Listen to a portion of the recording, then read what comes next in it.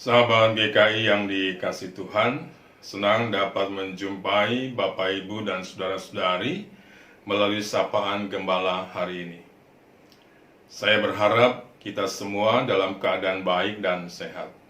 Saya, Pendeta Yedi Otniel Liline, melayani di Jemaat GKI Sunter, Jakarta. Sebelum kita mendengar dan merenungkan firman Tuhan, mari kita berdoa. Ya Allah, Bapa yang baik, saat ini kami ingin merenungkan firman-Mu. Kiranya hikmat Roh Kudus membuat kami memahami firman dan kehendak-Mu itu, dan kami melakukannya dengan benar. Di dalam nama Yesus, kami berdoa. Amin. Sahabat GKI, renungan kita hari ini didasarkan pada Matius pasal yang kelima, ayat 37. Dikatakan demikian. Jika ya, hendaklah kamu katakan ya. Jika tidak, hendaklah kamu katakan tidak. Apa yang lebih daripada itu berasal dari si jahat. Sahabat GKI, hampir setiap orang pernah membuat janji, baik kepada dirinya sendiri maupun kepada sesama, bahkan kepada Allah.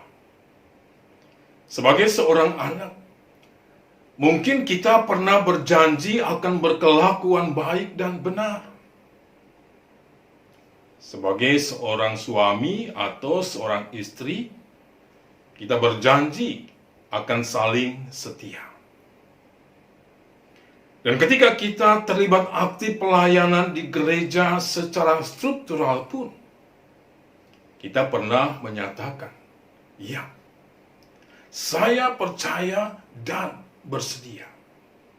Atau, ya, saya percaya, yakin, dan berjanji. Bahkan, ya, dengan segenap hati. Tetapi setelah itu, kita lupa dengan janji-janji itu. Bahkan, tidak sedikit dari kita yang mengingkarinya dengan berbagai alasan pembenaran diri. Maaf, ada urusan keluarga. Atau maaf, saya sakit. Saya sedang kurang enak badan. Dan mungkin alasan-alasan itu menjadi alasan-alasan yang paling favorit untuk kita lupa atau mengingkari janjinya. Bahkan tidak sedikit yang lupa atau mengingkari janjinya tanpa penjelasan. Janji kita hanya sebatas lip service. Sesungguhnya, janji yang hanya sebatas lip service itu tidak hanya sekedar bisa membuat susah atau membuat kesal atau membuat kecewa seseorang, tetapi juga bisa merugikan, bahkan membahayakan seseorang atau komunitas di mana kita berjanji kepadanya. Dan seseorang yang suka berjanji sebatas lip service bukan hanya seorang yang tidak berintegritas, tetapi juga seorang yang tidak berani berkomitmen. Karena ia seorang yang egoistis. Orang lain atau sesama atau komunitas tidaklah penting, tidaklah perlu selain dirinya sendiri. Sahabat GKI, pada suatu malam yang dingin, ada seorang pria kaya keluar dari rumahnya, dan di luar ia bertemu dengan seorang pria tua miskin. Pria kaya itu bertanya, Apakah kamu tidak merasa dingin di luar sini? Bahkan kamu tidak mengenakan mantel. Orang tua itu menjawab, "Aku ini miskin, tidak mempunyai mantel. Tetapi aku sudah terbiasa dengan itu."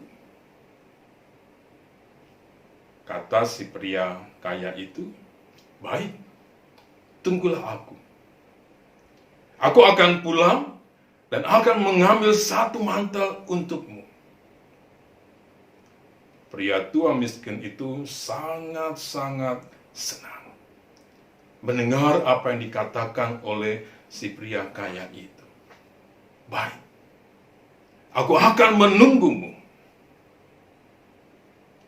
Pria kaya itu pulang, tetapi sesampai di rumah, ia sibuk dengan berbagai hal. Ia lupa dengan si pria tua miskin itu. Keesokan paginya, ia baru teringat kepada si pria tua miskin itu. Ia segera pergi keluar dan mencarinya. Tetapi ia tidak menemukannya. Pria tua miskin itu sudah meninggal. Dan seseorang menyampaikan sepucuk surat kepada si pria kaya itu. Dalam surat itu dikatakan, "Ketika saya tidak mempunyai pakaian hangat, saya memiliki kekuatan mental untuk melawan dingin. Tetapi ketika kamu berjanji membantu saya, ketika kamu berjanji memberi sebuah mantel kepada saya berpegang teguh pada janjimu. Dan itulah yang membunuh saya." Sahabat GKI, jangan menjanjikan apapun jika tidak bisa menepati janji. Mungkin apa yang kita janjikan itu tidak penting dan tidak perlu bagi kita. Tetapi bisa jadi apa yang dijanjikan oleh kita adalah segalanya bagi orang lain, bagi sesama, atau bagi komunitas di mana kita ada di dalamnya. Karena itu, jangan membebani, jangan menyusahkan, jangan mengacaukan, jangan merusak, atau menghancurkan seseorang atau komunitas dengan janji-janji yang kita lupakan, dengan janji-janji yang kemudian kita ingkari. Jangan memberi janji-janji palsu kepada siapapun. Jika kita sudah mengatakannya, tepatilah. Sebelum si jahat itu menemukan sebuah celah, sebuah tempat bermain yang menyenangkan bagi dirinya di dalam hati atau di dalam pikiran kita, dan menjadikan kita sebagai boneka-boneka pembohong yang tidak merasa bersalah ketika kita lupa dan tidak menepati janji. Kiranya Tuhan menolong kita. Mari kita berdoa. Ya Allah, janji-Mu kepada kami senantiasa memberi kekuatan dan harapan. Sebab itu biarlah kami berpegang teguh kepada janji-Mu.